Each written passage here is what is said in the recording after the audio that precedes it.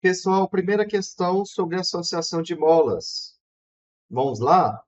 Vamos começar com essa questão aqui. Considere duas associações de dois pares de molas, todas iguais, um par em série e outro par em paralelo. Os coeficientes elásticos das molas equivalentes nas duas associações são K em série maior que K em paralelo, K em paralelo maior que K em série. Então, quando a gente tem duas molas, a gente acabou de falar, né, no vídeo anterior, quando a gente tem associação em série, eu tenho duas molas iguais a K1. Então, nós temos que 1 sobre K equivalente é igual a 1 sobre K1 mais 1 sobre K2, 1 sobre K1 mais 1 sobre K1, as constantes elásticas são iguais. A gente viu uma fórmula específica para o caso de duas molas, onde a gente tem que a constante elástica é igual a K1, K2, produto pela soma K1 mais K2, né? E se as constantes elásticas são iguais, como é o caso aqui, eu vou trocar K2 por K1. Constante elástica é igual a K1 vezes K1, dividido por K1 mais K1, ou seja, K1 ao quadrado, K1 vezes K1, dividido por 2 vezes K1. Dividir numerador e denominador por K1, ficamos com K1 sobre 2. Então, quando nós temos associação em série, a constante elástica equivalente vai ser igual a K1 dividido por 2, em que K1, eu estou chamando de K1, a constante elástica de cada uma dessas molas. Então, aqui é o caso de associação em série. Agora, para associação em paralelo. Para associação em paralelo, K equivalente vai ser K1 mais K2 mais K3, né? Quando eu tenho apenas duas molas e a constante elástica é a mesma, a constante equivalente vai ser K1 mais K1, ou seja, vai ser 2 vezes K1. Então, para a mola em paralelo, a constante elástica equivalente para o caso da associação em paralelo é igual a 2 vezes K1, certo? Então, em série, a gente vai diminuir a constante elástica e, em paralelo, a gente vai aumentar a constante elástica. A constante elástica em paralelo é maior do que a constante elástica em série. Quem é maior que zero? A constante elástica é sempre positivo por definição. A alternativa correta é a letra B. As demais alternativas falam que a série é maior. Não, a gente vai ter K1 dividido por 2, enquanto em paralelo é 2 vezes K1, né? Se a gente tem K1 igual a 10 newtons por metro, então a K em série vai ser igual a 5 newtons por metro. Vai ser K1 dividido por 2. Já em paralelo, a gente vai aumentar a rigidez. Vai ser K1 vezes 2, vai ser 20 newtons por metro. Beleza? Então, a alternativa correta, letra B. Próxima questão. Pessoal, vamos para mais uma questão. Para estudar a lei de Hooke, que analisa a relação entre a intensidade da força elástica e a deformação sofrida por uma mola, o aluno do curso de engenharia realizou um experimento para determinar a constante elástica de 5 molas disponíveis no laboratório. Para tal, ele prendeu diferentes massas de valores conhecidos nas molas e mediu a deformação máxima x sofrida por cada uma. Observe a seguir o esquema de montagem da prática e as tabelas com os dados coletados. Com base nos dados disponíveis na tabela, qual mola dentre as 5 apresentadas tem maior constante elástica? Então, a gente vai ter aqui uma mola que vai ser presa numa extremidade ao teto e na outra extremidade a gente vai prender uma massa. A gente vai colocar uma massa, essa massa está submetida à força-peso e essa força-peso é dada pela massa vezes a aceleração da gravidade. Então, a massa, a mola, vai estar submetida há uma força F, e essa força F é igual a m vezes g, a massa do bloco vezes a aceleração da gravidade. Com isso, essa mola vai deformar de um tanto ΔX, e nós sabemos da lei de Hooke que a força submetida, a qual a mola está submetida, é igual a ΔX vezes a constante elástica da mola. Dividindo a força pela deformação, a força dividida pela deformação vai ser igual à constante elástica da mola. E a gente tem os valores de força e tem os valores de deformação nessa tabela aqui. Aqui a gente tem as 5 molas, 1, 2, 3, 4, 5, as deformações em centímetros e as massas em quilogramas. A gente pode transformar essas deformações em centímetros para metros, ou a gente pode deixar em centímetros mesmo, lembrando que a constante elástica, nesse caso, vai ser em newtons por centímetro e não em newtons por metro. Mas você pode fazer na maneira que você preferir, porque o que importa mesmo é manter uma coerência. Se eu vou trabalhar com newtons por centímetro, então trabalhe com newtons por centímetro em todos os 5 casos. E aí você apenas vai comparar os números. Se a gente encontrar uma constante de 5 newtons por centímetro e a outra constante é de 10 newtons por centímetro, essa aqui vai ser a mola de maior constante elástica do que este caso aqui. Então, vamos lá. Nós temos 5 molas. Vamos começar analisando a mola de número 1. A mola de número 1 deformou de 5 centímetros quando a gente colocou uma massa de 0,1 kg. Então, para a mola 1, a gente tem o seguinte. A força é igual à constante elástica da mola 1 vezes a sua deformação sofrida. Certo? A força, nesse caso, é de 0,1 vezes 10. A gente tem uma mola 1 de constante elástica K1 e ela está submetida a uma força dada pela massa do bloco de 0,1 kg vezes a aceleração da gravidade de 10 metros por segundo ao quadrado. A força é igual a 0,1 vezes 10 é igual a 1 kg metro por segundo ao quadrado, ou seja, 1 newton. Então, vamos lá. Para a mola de número 1, a força é 0,1 quilogramas vezes a aceleração de 10 metros por segundo ao quadrado. Eu não estou escrevendo as unidades porque eu vou trabalhar tudo no SI, então a constante elástica vai estar no SI, newtons por metro. Então, fazendo isso, eu não preciso me preocupar com unidades após transformar tudo no SI. Certo? Vai ser a constante elástica da mola 1 vezes a sua deformação ΔX1, e a deformação é de 5 centímetros. 5 centímetros é a mesma coisa que 0,05 metros. 5 centímetros é igual a 5 dividido por 100 metros. Ou 5 vezes 10 elevado a menos 2 metros, né? É tudo a mesma coisa. De centímetros para metros, a gente vai dividir por 100, vai dividir por 10 ao quadrado, que corresponde a multiplicar por 10 elevado a menos 2. Ou você pega, né? Dividir por 100 é a mesma coisa que deslocar a vírgula duas casas para a esquerda. Então, de 5 centímetros ou 5,0 centímetros, a gente vai deslocar a vírgula duas casas para a esquerda e a gente vai encontrar 0,05 metros, certo? Apenas relembrando isso. Então, a gente tem 0,05 metros. Portanto, a constante elástica da mola 1 vai ser igual a 0,1 vezes 10 dividido por 0,05. A gente pode multiplicar numerador e denominador por 2. A gente vai multiplicar numerador e denominador pelo mesmo número, diferente de zero, então não vai alterar o resultado. 0,1 vezes 10 é igual a 1 multiplicado por 2. Vamos multiplicar numeradores por 2 e denominador também por 2.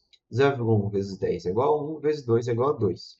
0,05 vezes 2 é igual a 0,1. Ficamos com 2 dividido por 0,1. Isso é a mesma coisa que ter 2 multiplicado por 10. Dividir por 0,1 é a mesma coisa que multiplicar por 10. A constante elástica vai ser de 20 newtons por metro. Beleza? A constante elástica da mola 1 é de 20 newtons por metro. Vamos para a mola de número 2. Vamos para a mola de número 2. Para a mola de número 2, a força vai ser a constante elástica vezes a deformação. Só que no caso, a força é de a massa de 0,15 kg.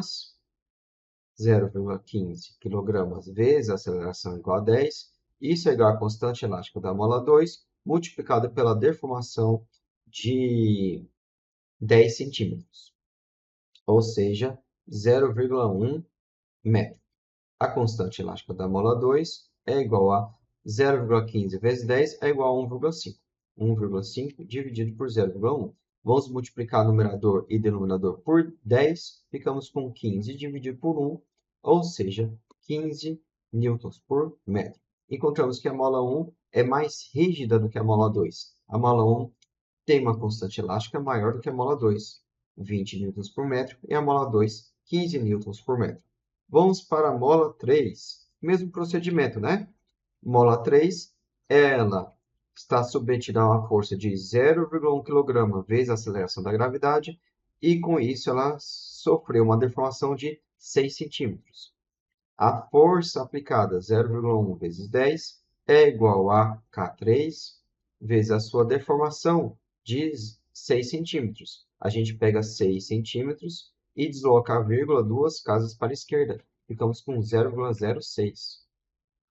A constante elástica da mola 3 é igual a 0,1 vezes 10 é igual a 1. Isso dividido por 0,06. Vamos multiplicar o numerador e denominador por 100. Ficamos com 100 dividido por 6. Quanto que é 100 dividido por 6? 100 dividido por 6 é igual a... Vamos começar dividindo 10 por 6. 10 sobre 6 é igual a 1. 1 vezes 6 é igual a 6. 10 menos 6 é igual a 4. Desce o zero. 40 dividido por 6 é igual a 6. 6 vezes 6, 36. 40 menos 36 é igual a 4. Colocamos a vírgula, descemos zero. Vamos ficar com 40 dividido por 6 indefinidamente, né? Então, vai ser 16,66666. É aproximadamente igual a 16,7 newtons por metro.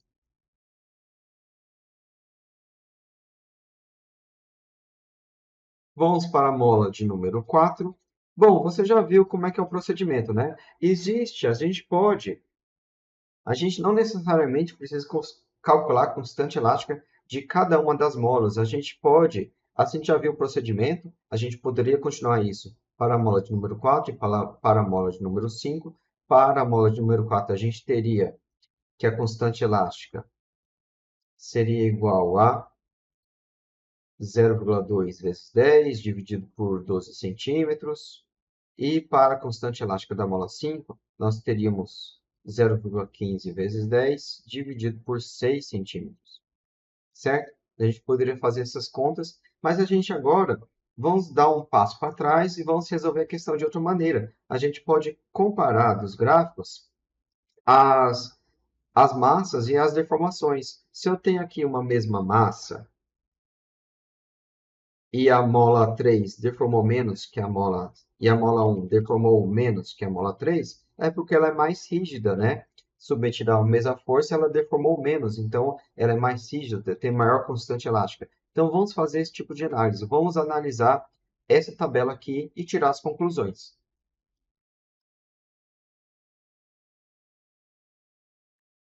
Vamos fazer análises.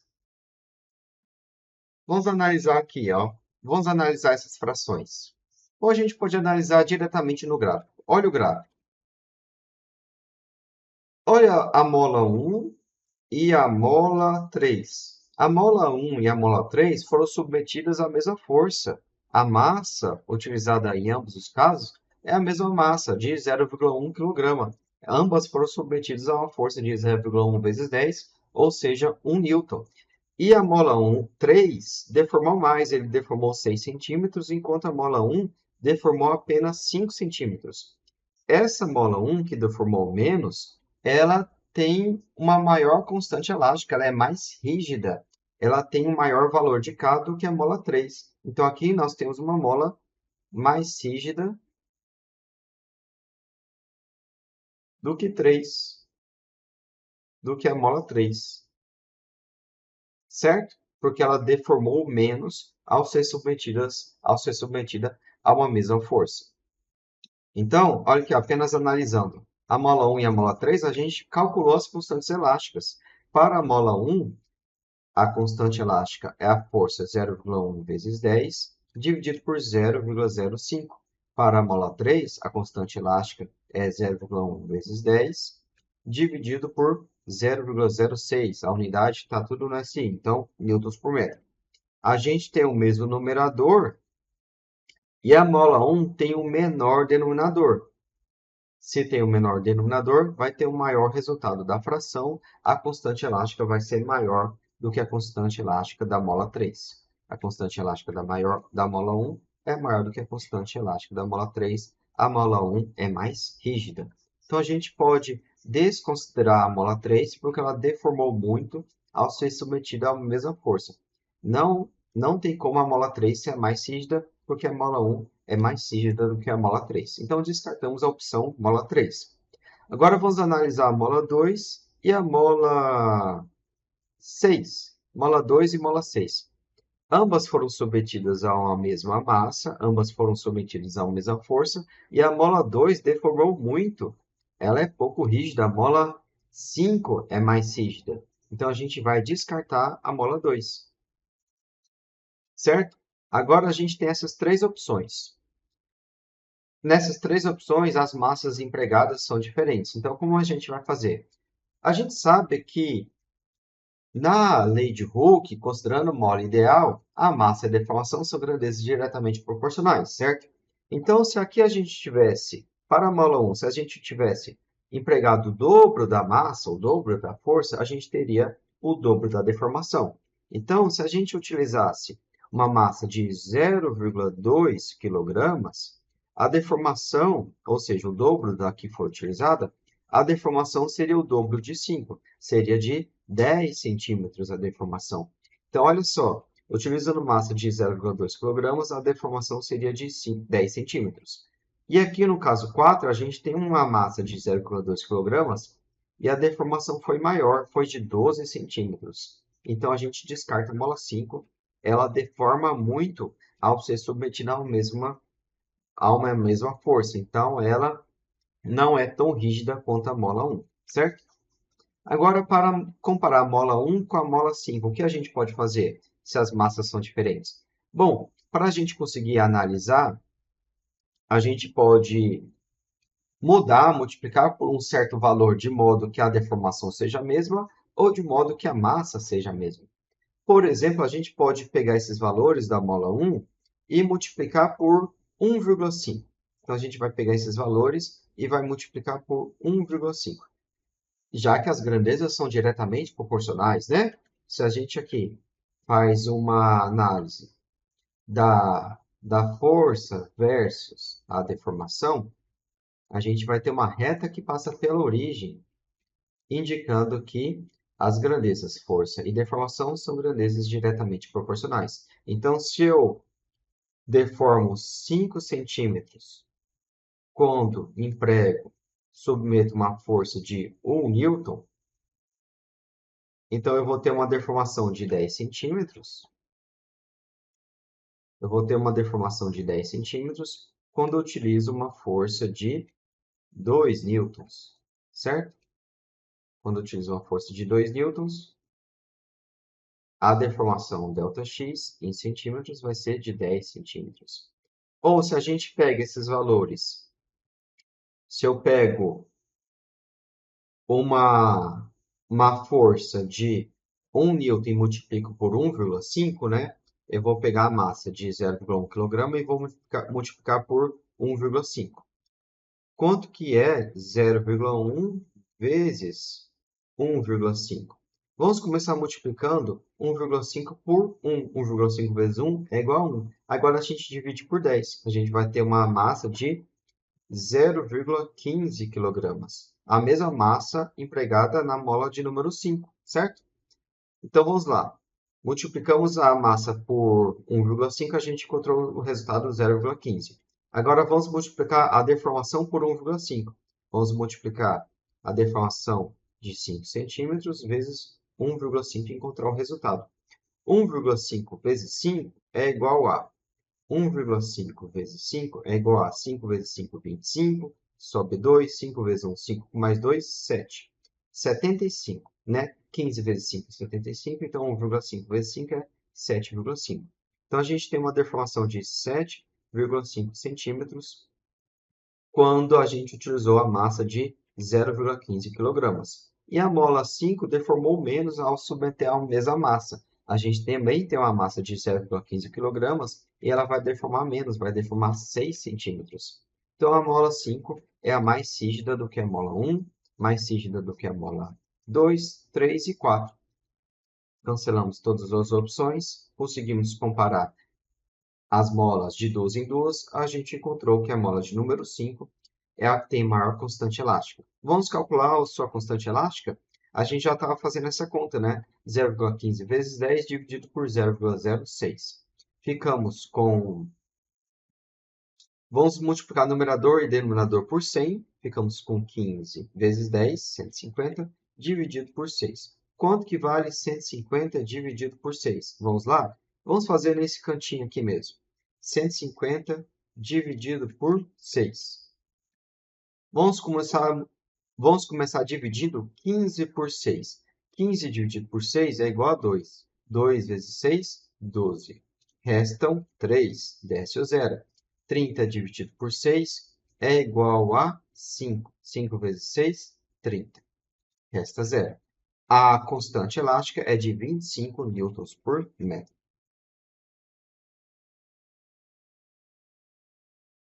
E essa mola, a gente já concluiu que essa mola é a que tem maior constante elástica. Beleza, pessoal? Gabarito letra E. Vamos para a próxima questão. Pessoal, mais uma questão. Aqui nessa questão, a gente tem duas molas presas a uma massa.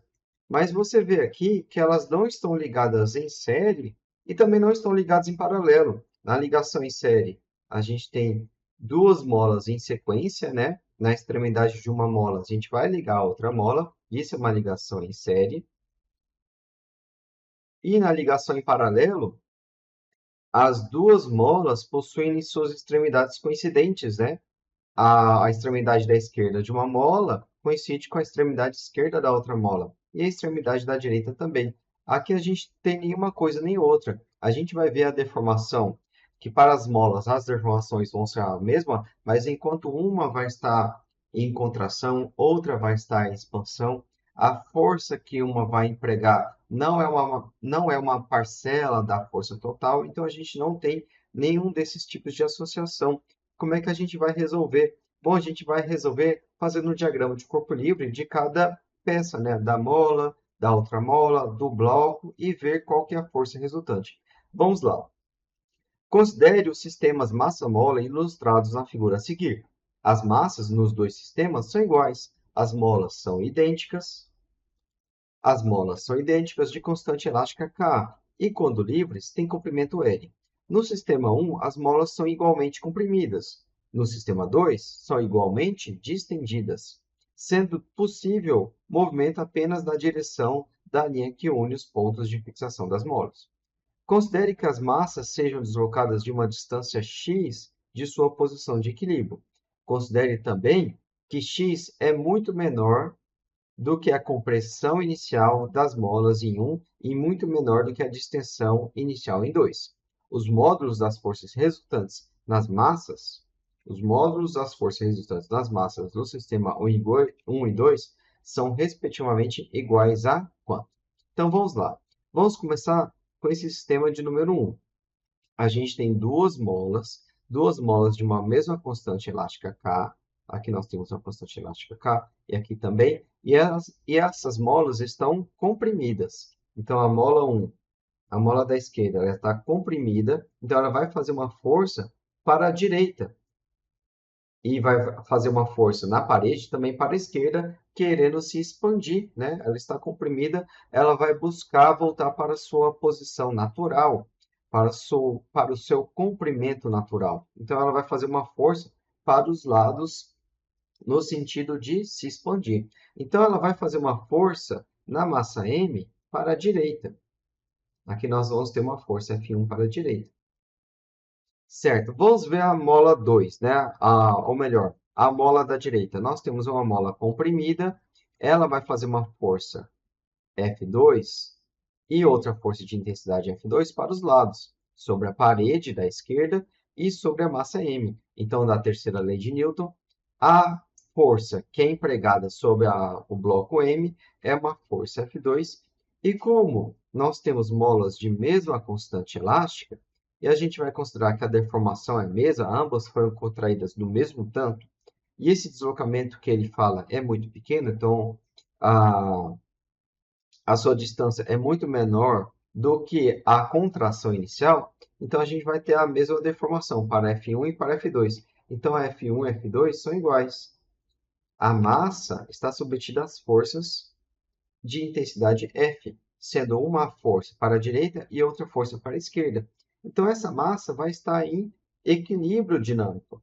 A somatória das forças vai ser igual a zero. A força resultante sobre a massa é igual a zero. Beleza? Vamos agora para o segundo caso. No segundo caso, as duas molas estão distendidas. Essa mola vai fazer uma força buscando se contrair e voltar para a sua posição de equilíbrio, para o seu comprimento natural. Então, ela vai puxar o bloco de massa M.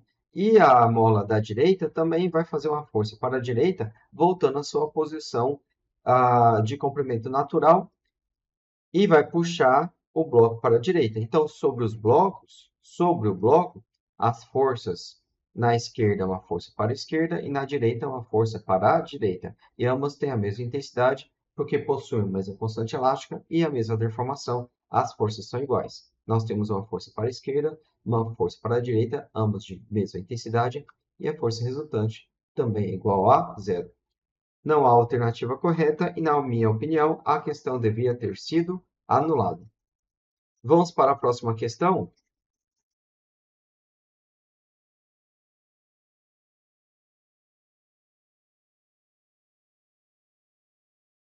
Vamos para a próxima questão. Agora a gente vai ter uma questão que vai misturar, né? Ela vai ter tanto a parte de molas como a parte de um movimento circular. Então, aqui é uma questão em que eu introduzo a presença de molas dentro de um movimento circular.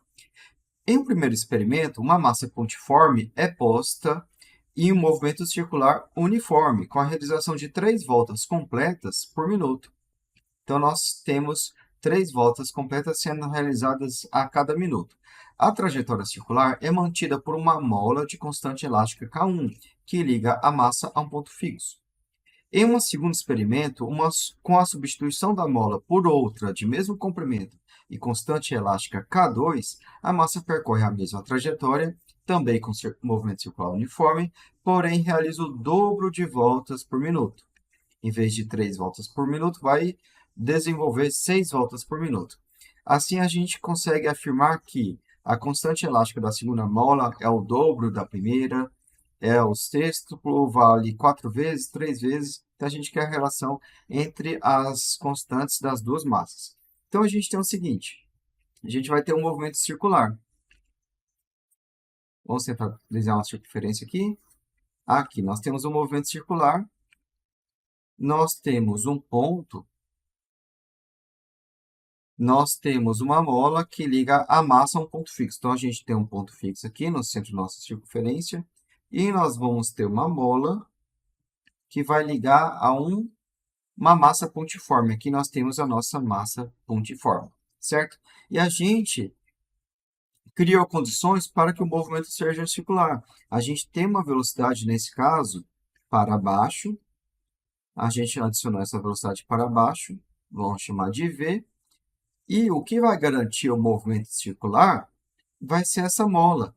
Ela vai realizar uma força apontada para o centro dessa circunferência, porque aqui, como a gente tem um movimento circular, é porque existe aceleração centrípeta, e essa aceleração centrípeta é apontada para o centro da circunferência, e seu valor, a aceleração centrípeta, sempre vale v ao quadrado sobre r. Então, a mola está submetida a essa aceleração.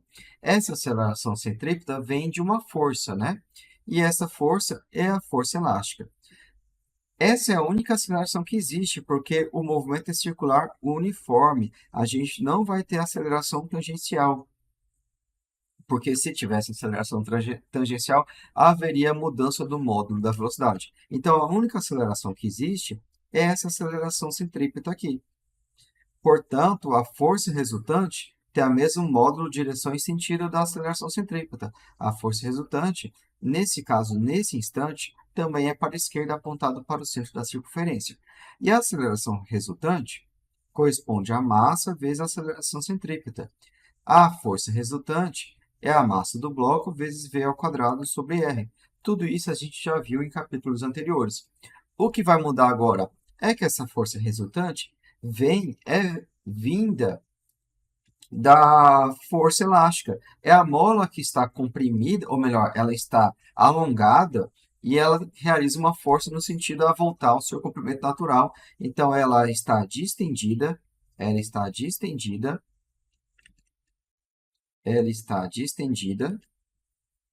e ela quer voltar ao seu comprimento natural, com um menor comprimento. Então, ela vai realizar uma força para a esquerda sobre esse bloco, né? Então, essa força resultante vem da força elástica. E essa força resultante, portanto, vale K vezes ΔX. Isso vem da lei de Hooke. Certo? Então, apenas isso. Apenas agora a gente tem uma nova origem para a força resultante. Beleza. Então, vamos igualar as duas forças. A força resultante é igual a mv ao quadrado sobre r. E a força resultante é K vezes ΔX. Essa equação vem da lei de Hooke. E essa aqui vem da informação que a gente sabe que se trata de um movimento circular uniforme. Então, igualando as duas equações, a gente tem o seguinte.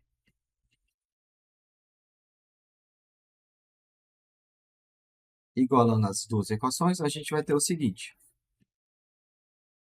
A força resultante que vale mv ao quadrado sobre r é igual a K vezes ΔX. Beleza. Com isso, a gente pode definir qual é o valor da constante. A gente pode comparar as constantes elásticas das duas molas. Primeiro, a gente tinha uma constante elástica igual a K1. Antes de falar especificamente da mola 1 ou da mola 2, vamos trabalhar mais nessa equação aqui. A gente tem mv ao quadrado sobre r é K vezes ΔX, certo? Agora, olha o seguinte. A gente vai ver que o número de voltas realizado por minuto vai dobrar. A mola 2 realiza o dobro de voltas por minuto. Então, vamos introduzir aqui nessa equação a velocidade angular. A velocidade linear corresponde a ômega vezes r. A velocidade linear corresponde à velocidade angular multiplicada pelo raio da circunferência. Então, unindo essas duas equações, substituindo no lugar de v ômega vezes r, a gente tem o seguinte. M vezes v ao quadrado, em que v vale ômega r, dividido por r, é igual a k vezes ΔX.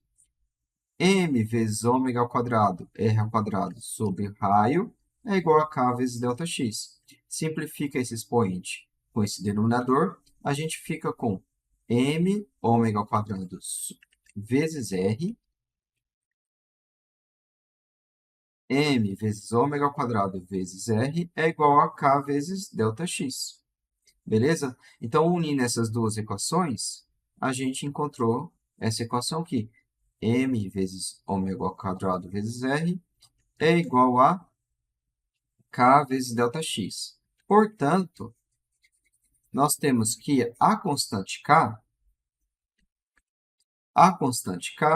é igual a m ômega ao quadrado m vezes r vezes ômega ao quadrado dividido por ΔX. Certo? Agora, para os dois casos, nos dois cenários, a gente vai ter a mesma massa, a gente vai ter o mesmo raio, o raio é o mesmo, e a deformação, a questão também diz que é a mesma, ó. Em uma segunda substituição de uma mola para outra com o mesmo comprimento. E como o raio é o mesmo, a deformação vai ser a mesma, mesmo ΔX. Tudo isso aqui é constante. Então, a gente pode atribuir uma única letra, podemos chamar tudo isso aqui de C, e C é uma constante. Então, a constante elástica da mola é uma constante C vezes ômega ao quadrado. Certo?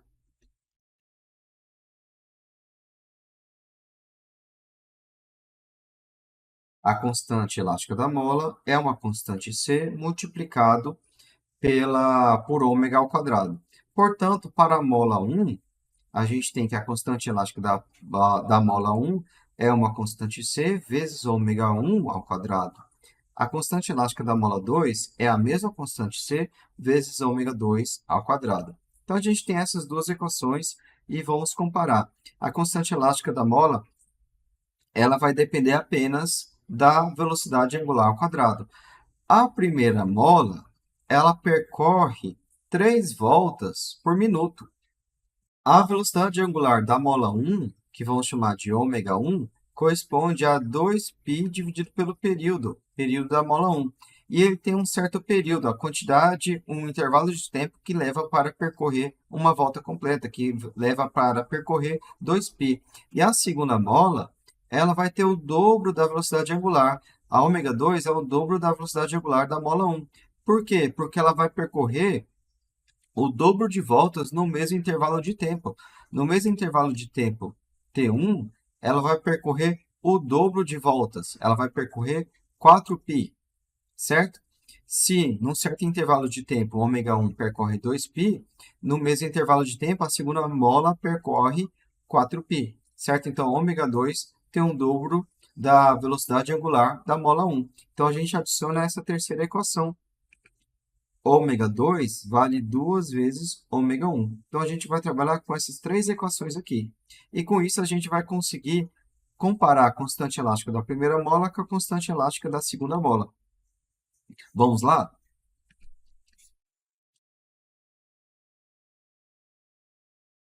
A gente vai escrever o seguinte. Dessa primeira equação, vamos isolar ômega 1. Vamos isolar ômega 1 ao quadrado. Ômega 1 ao quadrado é K1 sobre C. Da segunda equação, vamos isolar ômega 2 ao quadrado. Ômega 2 ao quadrado é K2 dividido por C. Agora, vamos dividir uma equação com a outra. Ômega 1 ao quadrado dividido por ômega 2 ao quadrado é igual a K1 sobre C dividido por K2 sobre C. Em divisões de frações, a gente mantém a primeira fração e a multiplica pelo inverso da segunda fração. Então, a gente tem divisão de frações, a gente pode manter a primeira fração e multiplicar pelo inverso da segunda fração. Ficamos com isso. Cancela C com C e nós temos o seguinte. Nós temos que ômega 1 sobre ômega 2 ao quadrado é igual a K1 sobre K2. E a gente tem a equação que diz que ômega 2 vale 2 vezes ômega 1. Então, se a gente tem que ômega 2 é o dobro de ômega 1, então, ômega 1 sobre ômega 2 vale... Aqui, esse ômega 2 passa para o lado direito dividindo, e esse 2 passa para o lado esquerdo dividindo. Ficamos com ômega 1 sobre ômega 2, vale meio. Então, aqui no lugar de ômega 1 sobre ômega 2, vamos colocar meio. Meio ao quadrado é igual a K1 sobre K2. 1 sobre 4 é igual a K1 sobre K2. Multiplicando cruzado, K2 vale 4 vezes K1. A alternativa correta é a letra C. K2 vale 4 vezes K1. Vamos para mais uma questão.